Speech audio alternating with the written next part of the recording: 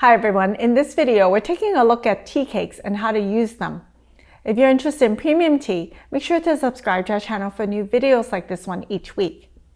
Tea cakes, known as tabing in Chinese, are a traditional format used for several tea styles, most notably pu'er.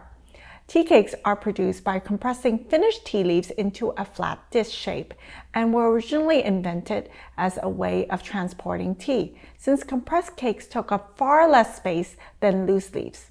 Eventually, tea cakes became a popular format for storing and aging tea as well, since the reduced surface area allowed the tea to age and develop in a slower and more controlled way.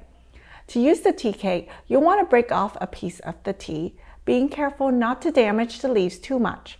Some cakes are compressed more loosely and are easier to break apart, while other cakes are compressed tightly. In the case of these harder cakes, it's best to break off a larger piece and allow the hot water to decompress the leaves naturally as they brew. Opening a tea cake is a bit like shucking an oyster. To open a cake, you need a clean napkin plus a tea pick or dull butter knife.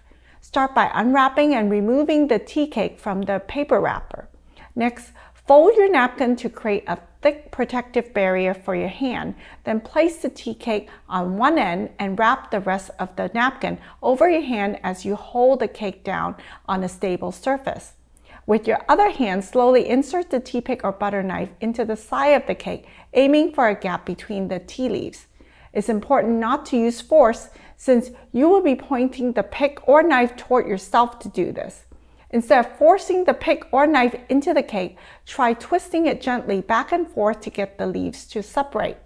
Once you've broken off enough tea, wrap the cake back into the paper wrapper and brew the portion you broke off, just like any loose leaf tea.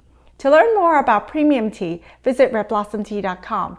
Make sure you leave a like and comment below if you found this video helpful, and subscribe to our YouTube channel so you don't miss out on future videos.